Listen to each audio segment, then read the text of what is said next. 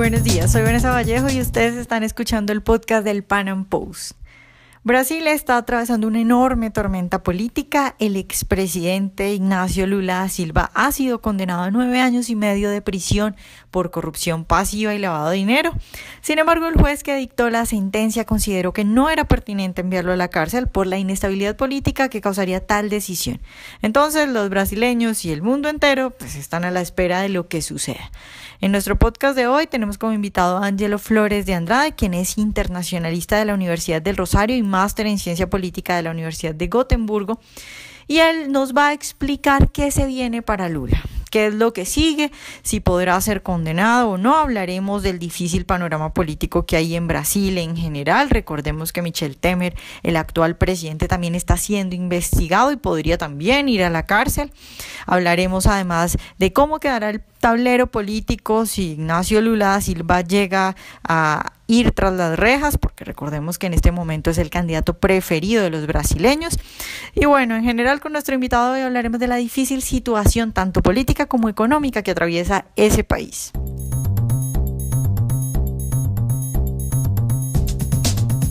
Ângelo, buenos días y muchas gracias por estar hoy con nosotros.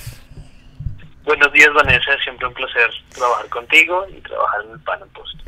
Ângelo, acaban de condenar a Ignacio Lula da Silva, el expresidente de Brasil, a 9 años y medio de prisión. Sin embargo, aún no lo han enviado a cárcel, hay que esperar la ratificación de la condena. Yo quiero pedirte que empecemos hablando de eso, que empieces explicándonos ese proceso, qué es lo que hay que esperar, cuánto tenemos que esperar a ver si Lula va a la cárcel o no. Bueno, son dos temas diferentes. Uno, el tema de la condena de Lula. Lula lo condenan a 9 años y medio, en principio de cárcel, por presuntos actos de corrupción y su vinculación con el proceso que en Brasil se llama Lava Jato, es decir, como lavado de carros. Los jueces encargados del caso Lava Jato, especialmente el juez Moro, que es un juez que ha destacado últimamente en Brasil mucho, decidieron que Lula debía ir a la cárcel durante 9 años. Sin embargo, no han enviado a la cárcel al presidente, el expresidente, por un tema de institucionalidad. El juez Moro considera que es bastante traumático que se lleve a la cárcel un expresidente en Brasil y que esto pueda causar problemas políticos en el país. Lula puede apelar, de hecho tienen derecho a apelar ante el Tribunal Regional. El Tribunal Regional se demora normalmente mínimo 1 año en revisar la condena. Si el tribunal ratifica la condena de Lula, pues estará condenado a 9 años y medio de cárcel, o a lo mejor de prisión domiciliaria, o simplemente puede no ratificar la condena. Entonces, como mínimo, hay que esperar 1 año para saber qué pasa con Lula. Sí, pero en 1 año son exactamente las elecciones a presidenciales, ¿no? O sea, eso querría decir que no sabemos si se alcanza a absolver o a ratificar antes de las elecciones. O sea, podría ser que lleguen las elecciones y que él sea elegido presidente sin que salga ese proceso, ¿verdad? Exactamente, Vanessa. Es probable, es posible que eso pase, aunque yo no lo vería muy fácil porque todos estos problemas evidentemente pesan y muchos brasileños empiezan a abrir los ojos y a ver qué es lo que sucede con el PP en Brasil. Entonces puede ser que sea candidato, pero yo dudo que el establecimiento político deje que eso suceda, porque eso implicaría un desprestigio muy grande para todos aquellos que hacen parte del establecimiento y del sistema, y por eso no lo veo muy factible. Pero bueno, ya sabes tú cómo funciona la justicia y el establecimiento político en América Latina, y si Maduro sigue en el poder, pues puede pasar de todo en América Latina. Claro, otra cosa que te iba a preguntar es, evidentemente hay mucho descontento y hay protestas y todo eso, pero al mismo tiempo parece que también todavía hay mucha gente que apoya a Lula. Yo vi unas encuestas de esta mañana y Lula está punteando en intención de voto a la presidencia. ¿Qué tanto apoyan a Lula? ¿Qué tanto apoyo tiene Lula en este momento?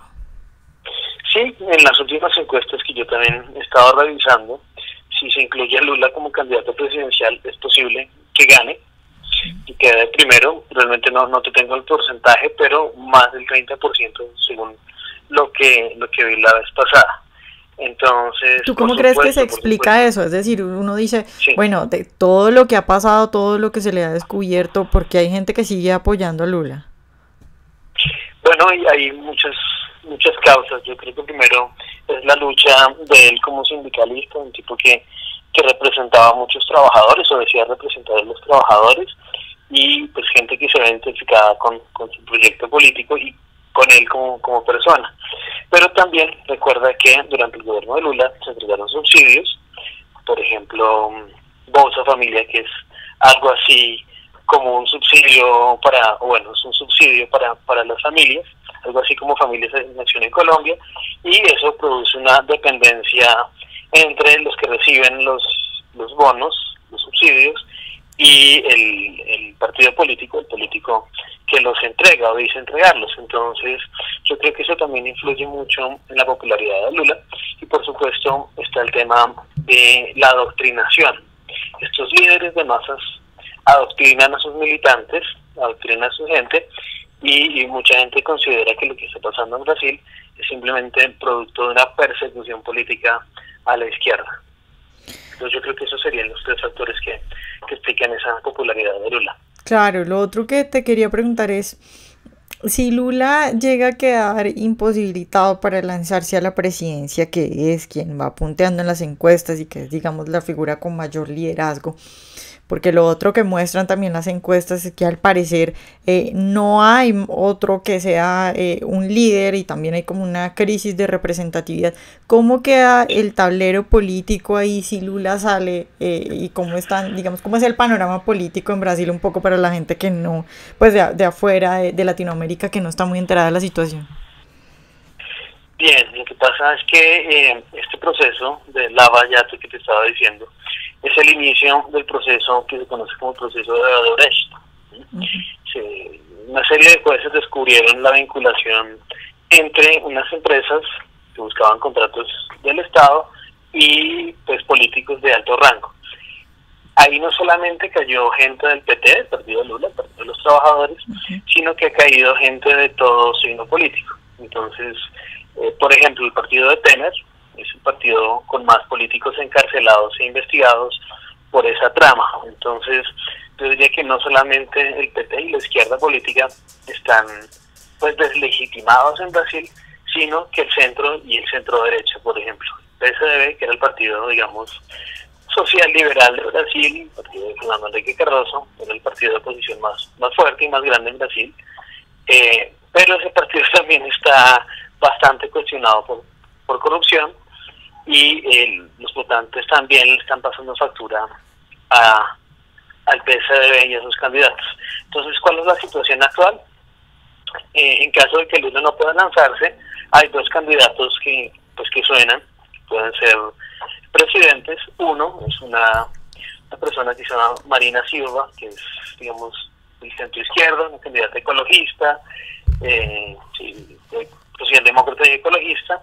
Y la segunda opción es un líder de la ultraderecha nacionalista, es un ex militar, se llama Jair Bolsonaro, que defiende la tortura, defiende que en Brasil no hubo una dictadura militar, y tiene un programa económico ultranacionalista, quiere renacionalizar algunas industrias de Brasil, renacionalizar entonces es socialista en lo económico. Sí, podríamos decir que sí, nacionalista en lo económico. Un estatista total. Entonces, pues, no hay opciones muy serias para renovar la política en Brasil. Podría ser una centroizquierda de nuevo, independiente de Lula, por supuesto, pero no implicaría grandes cambios económicos para Brasil, o la derecha nacionalista, vieja, tradicionalista, cínica. Entonces, pues es bastante preocupante. Por lo pronto no hay nadie quien pueda reemplazar a Lula en el PT, nadie que tenga nombres nacionales. Recuerda que Brasil tiene un sistema federal de gobierno, entonces muchos de los políticos son conocidos en sus regiones, pero totalmente desconocidos fuera de sus estados. Entonces, y además de eso, el PT tiene varios de sus políticos más importantes en la cárcel o investigados. Entonces el PT está desmembrado. El PSDB, que era, digamos, el centro derecha, la opción, digamos, relativamente más liberal, también desmembrado, el partido de Temer desmembrado, y pues las dos opciones políticas que más suenan en la actualidad son las dos que te he comentado. Lo otro que te quería preguntar, Ángelo, es cómo va la situación de Temer. Sabemos que tiene varios procesos, pero pues uno cree que va a ser inminente, que ya lo van a sacar, que no sé qué, pero dan largas y largas. ¿En qué va eso? Bien, hoy justamente hubo una votación en la Cámara de los Diputados de Brasil para saber si los diputados aceptaban los cargos que los jueces emitían sobre Temer, sobre su actuación en el caso de su vinculación con Joesley Batista, un empresario de unas carnicerías en Brasil, que divulgó unos videos y audios en los que Temer aceptaba que había que ser corrupto, que había que entregarle un dinero a políticos procesados y llevados a la cárcel. Y esa votación que te comento en la Cámara de los Diputados terminó por favorecer a Temer. Entonces es muy difícil que Temer vaya a la cárcel, es muy difícil que se destituya Temer, porque el sistema político brasileño da mucho peso al legislativo, y el legislativo en la actualidad apoya mayoritariamente a Temer. Entonces es muy complicado que Temer sea destituido, que vaya a la cárcel, pero es posible que una vez salga de la presidencia pues sea juzgado y sea condenado de la misma forma que Lula. Claro, Ángelo, pues pronto... sí, no, y además que bueno, si el juez que acaba de dar la sentencia de lo de Lula prefirió no meterlo a la cárcel por tratar de mantener la estabilidad, pues creo que evidentemente muchos también van a pensar lo mismo en la situación de Temer. Ahora, lo que te quería preguntar además para terminar es por la situación económica de Brasil. Estaba en una crisis, está pasando una situación difícil. Hace poco leí que oficialmente salía de la recesión. ¿Cómo va ese proceso? ¿Cómo va en general la economía? Y pues con toda esta crisis política que está viviendo. Sí, tienes razón. El gobierno de Temer no ha sido muy fructífero en términos de lucha contra la corrupción. De hecho, muchos políticos vinculados a su partido, de su gente, están en la cárcel. Recuerda que Temer era el vicepresidente de Dilma, del anterior presidente. Él fue elegido, digamos, en combo, como digamos en Colombia, junto con Dilma, y pues está bastante vinculado al establecimiento político brasilero. Pero pues el gobierno de Temer sí ha hecho algunas reformas económicas. Brasil ha sido un poco más austero en el gasto, ha intentado, por ejemplo, abrir los mercados, intenta también pasar una reforma laboral, y eso pues ha repercutido en la situación económica de Brasil. Y por este año sucede lo que tú nos estabas contando, que Brasil va a salir de la recesión, va a crecer económicamente. Hace mucho tiempo que el país no crecía, y pues eso es una noticia positiva, a pesar de todos los actos de corrupción y actos criminales que el establecimiento político le ofrece a los brasileños y al mundo. Claro, bueno, Ángelo, pues muchas gracias por estar hoy con nosotros. Bueno, Vanessa, con mucho gusto, muy buena suerte, cuídate mucho. Espero que hayan disfrutado nuestra entrevista de hoy. Recuerden seguirnos en nuestras redes sociales y en nuestro canal de YouTube, y nos vemos en un próximo Panam Podcast.